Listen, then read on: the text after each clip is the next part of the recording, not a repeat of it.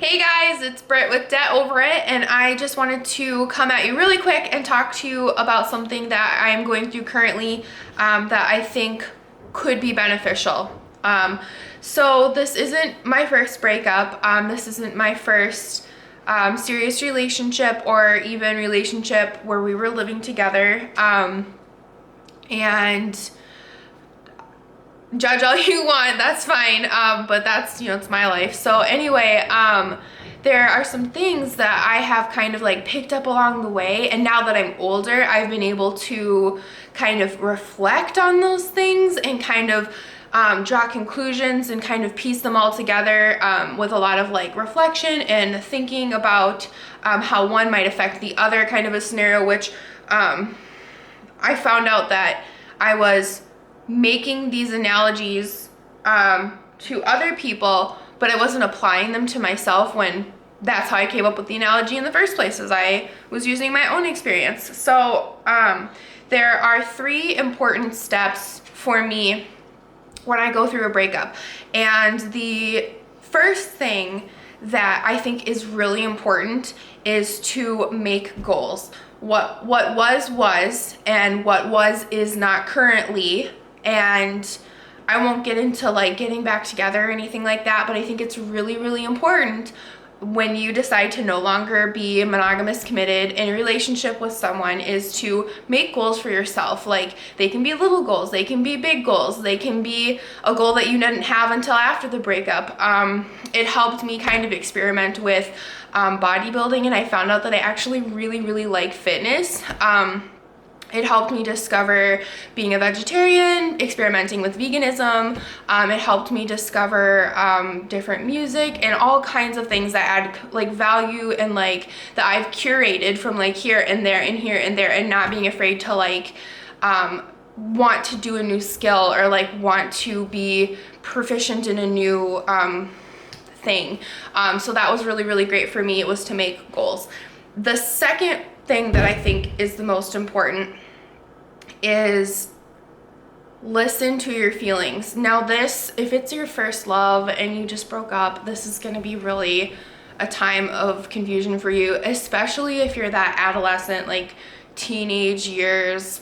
There might not be a lot you can do other than just acknowledging how you're feeling. But what I intend for you to be able to do if you find yourself broken up again with another person or whatever down the road, is to listen to your feelings. So I would, on top of dealing with the soreness that comes with a breakup, is I'd create a goal, and then I would kind of beat myself up if I didn't maintain that goal or continue to work towards it, or this is my new identity, this goal is who I am now, and then that goal really wasn't for me, and it wasn't something that I tried it and I didn't like it and I didn't want to do it anymore. So by listening to your feelings and by saying like today I didn't film today because I needed to emotionally check out for a little while and just watch Netflix and think about those people's problems,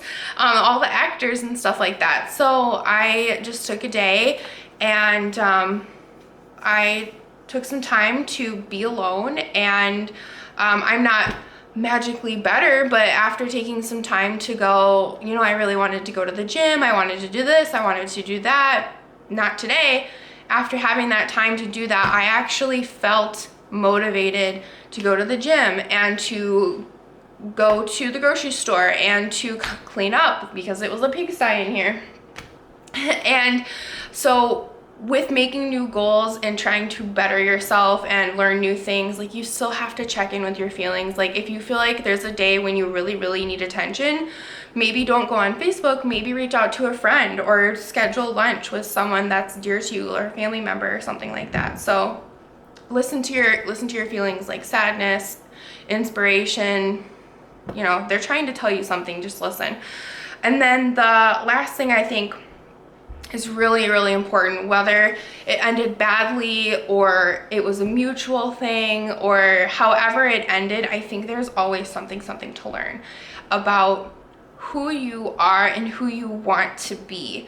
And it takes a lot of strength to kind of craft that person, and you'll meet doubt along the way, and you'll be confronted with especially people who used to know you. But I think if you can just take a step back, and this might be like a step later down the road, or a year or more down the road, depending on how the relationship was, how old you were, whether outlying circumstances that didn't directly play a role but maybe influenced decisions people might have had, is to kind of learn who you were at that time and what parts of him or her you're going to carry forward with you, and what parts of him or her you're just going to appreciate, or just realize that you get to be whoever you want to be, and, you know, be honest with yourself about the parts that you do want to continue on with. And I know I'm not the same person today that I was 5 years ago, that I was 10 years ago, but I would like to think that my desire to contribute positively and to try and be a good person and learn from it when I'm not a good person, I think really have helped, at least helped me understand other people and understand myself, certainly. So I didn't film anything today because all it was me sitting on that couch watching Netflix. Watched Glitch, that was good. I actually watched Travelers, that was better.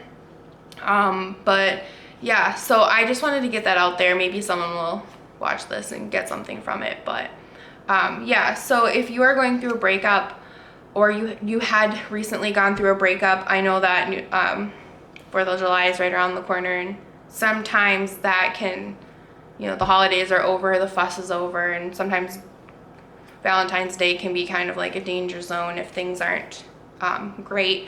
But the 3 things I think you really need to digest, and everything else can just kind of be sorted out when you get to it, is to make some goals and listen to your feelings and learn, and just learn, because you can be whoever you want to be. And if you're not already that person, then you got some stuff to work on, and that's okay. I think it would be more shameful to be in denial that you have nothing to work on, and to be in denial that, you know, you're perfect. And because I know I'm not. So anyway, I'm sorry that these are like weird and sad, but it's part of the journey, and eventually I'll not talk about it anymore because the healing will have taken place and stuff like that. So but hopefully you saw my budget video today and my big announcement. Hopefully you saw that today. If not, go back and watch it because it's pretty good. So anyway, have a great day, you guys. And yeah, the apartment's clean. I worked on laundry, I got groceries, I had sweet potatoes for dinner. So tomorrow's I'm actually not super stressed out about tomorrow, even though tomorrow's work day. So that's positive. So thanks for watching, guys, and have a great day.